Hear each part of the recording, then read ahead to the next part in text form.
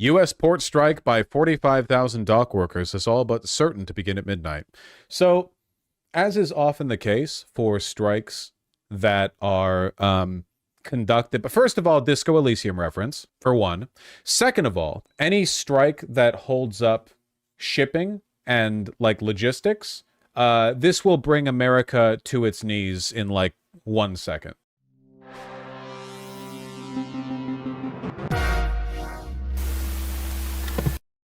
Basically. And I'm not even being euphemistic here. Like, the amount of materials that get moved through our docks is so enormous that the economy will not be able to handle. The Funko Pops will not be allowed through. It's pretty striking. So they want more money? That's cool. Money's cool. Likely to shut down ports across the East and Gulf coasts.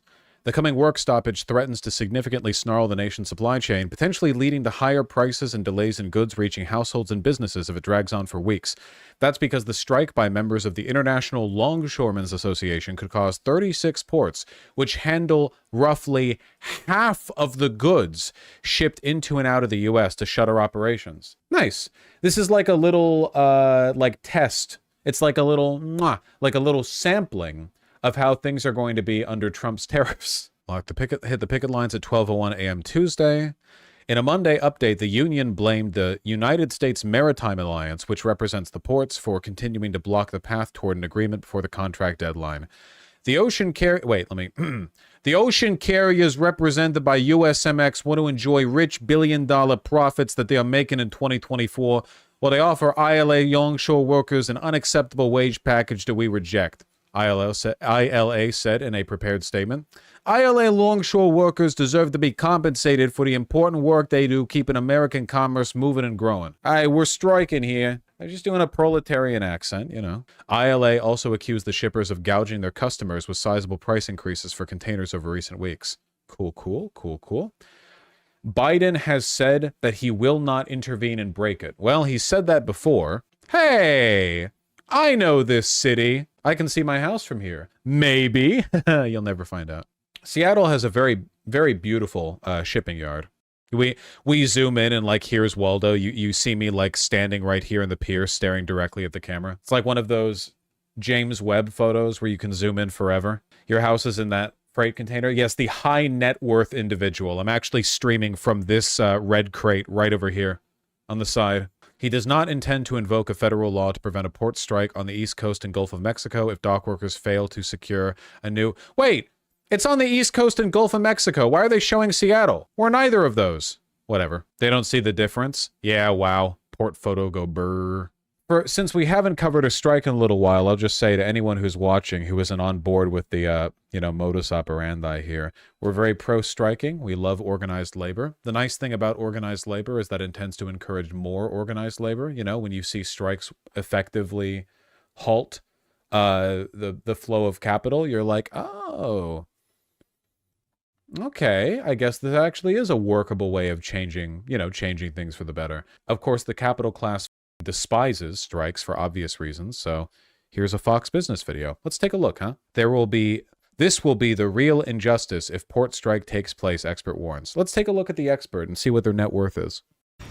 Tens of thousands of port workers from Maine to Texas have to strike when the clock strikes midnight tonight. This all happening over a pay dispute. The International Longshoremen's Association demanding a 77% pay raise increase. Woo! They know they have important jobs. Yes, sir. Ooh, wachi mama. God damn. Get that bag. Get that bag. Over 6 years, and more guarantees their industry will not be upended by the addition of automation.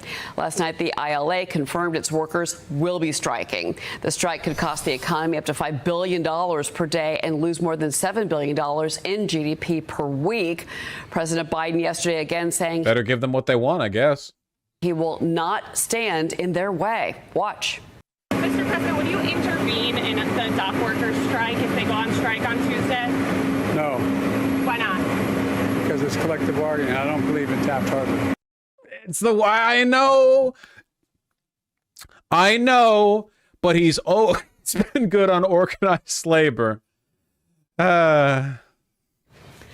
Joining me now is Alba Wheels Up International founder and chairman Salvatore Style. And Salvatore, thank you for being here with us. So give us. I'm sorry, let me get that name again. Alba Wheels Up International. I believe in Taft Harbor.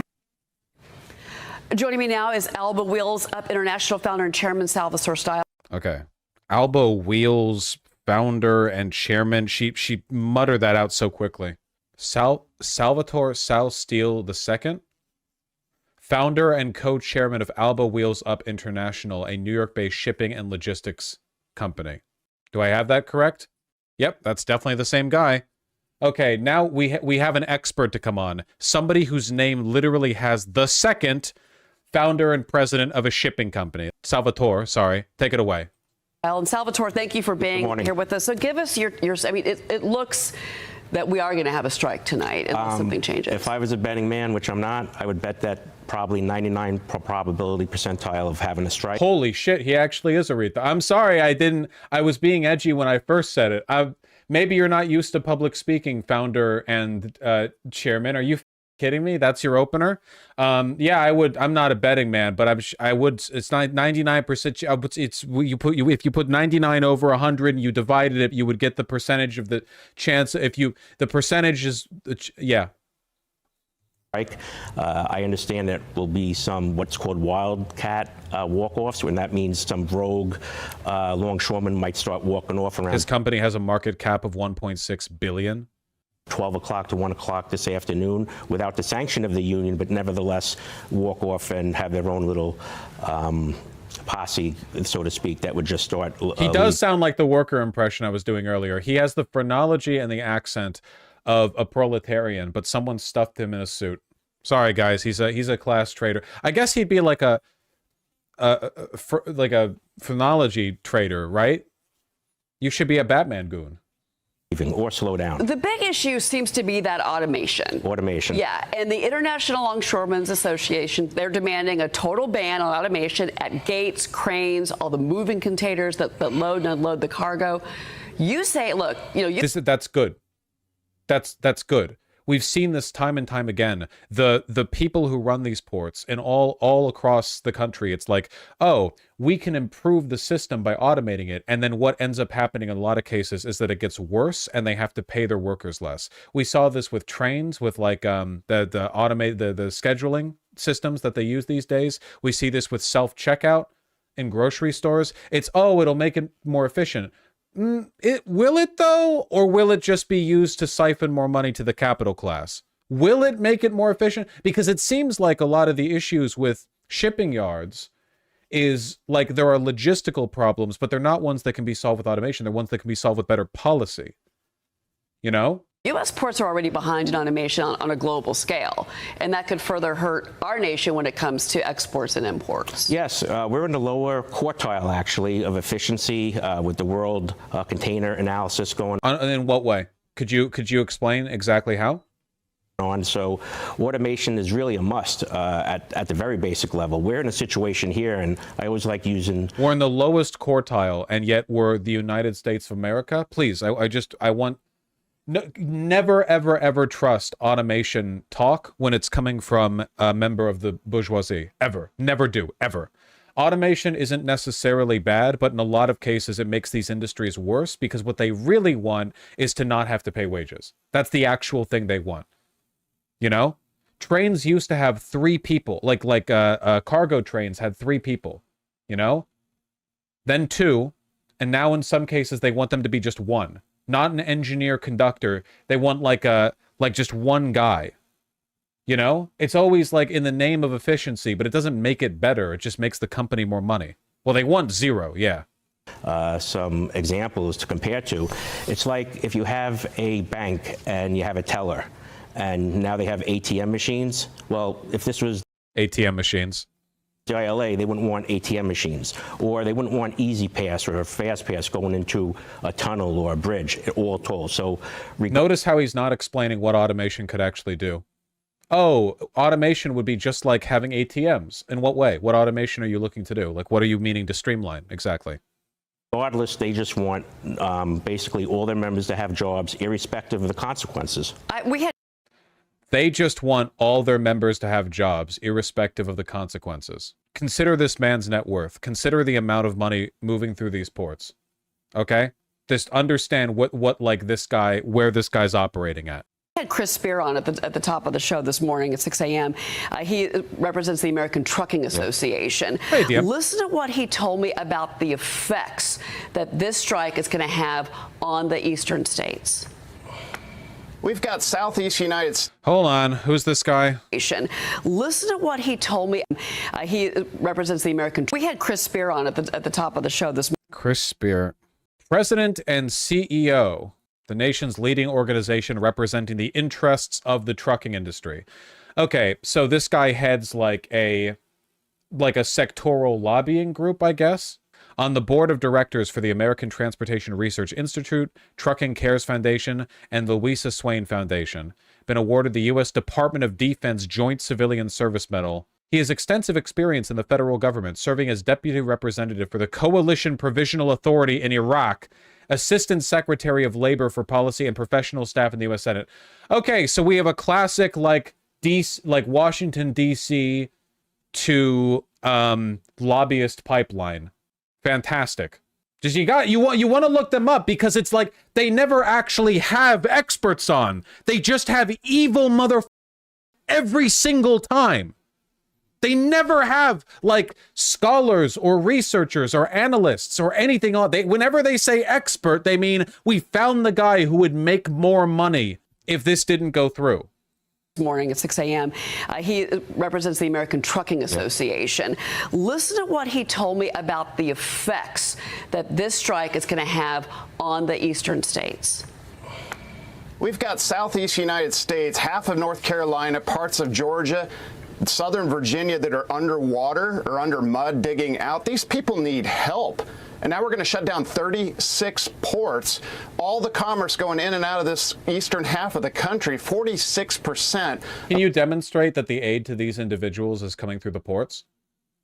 Like FEMA isn't getting their resources through the ports. They have their own provisions. What are like can you demonstrate that, or are you just like vaguely signaling at another bad thing happening?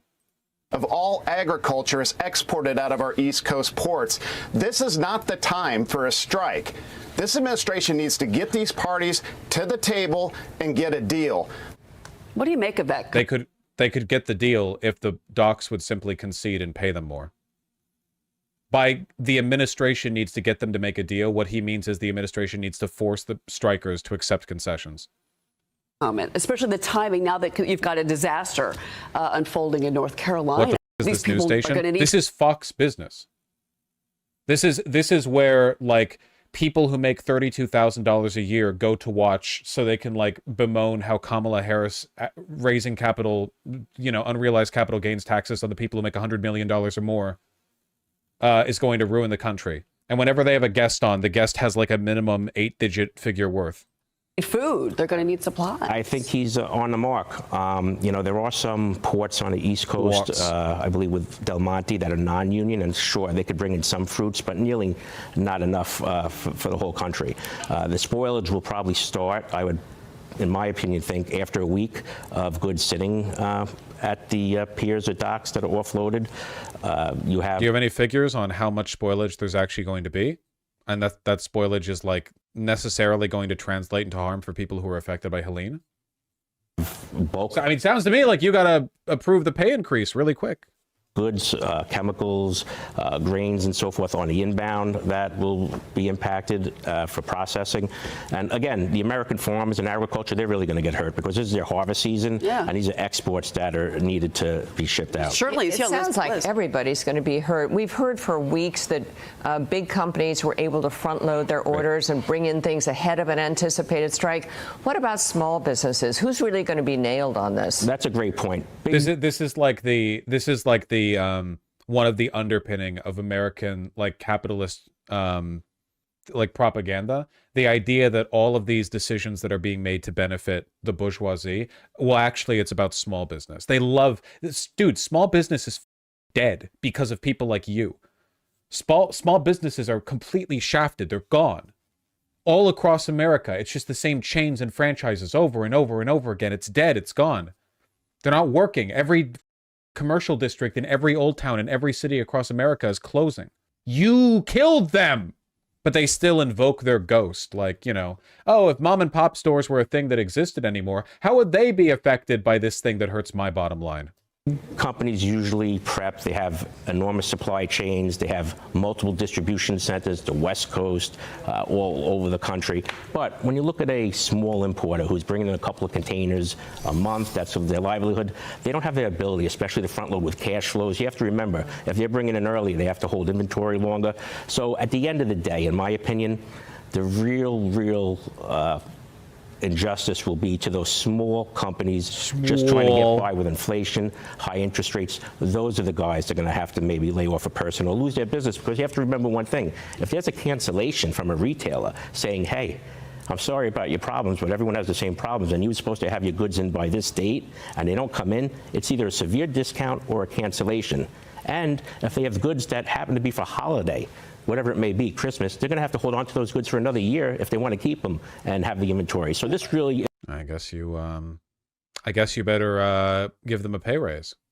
In today's world... Wait, is this the head of the ILA? I'll cripple you.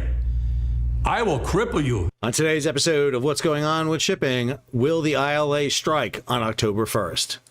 I'm your host, Sal Mercogliano. Welcome to today's episode. And you just heard Harold Daggett, the president of the International Longshoremen's Association. Fuck yes, dude. There's no one I would rather have be the president of the ILA than some... President of the United States.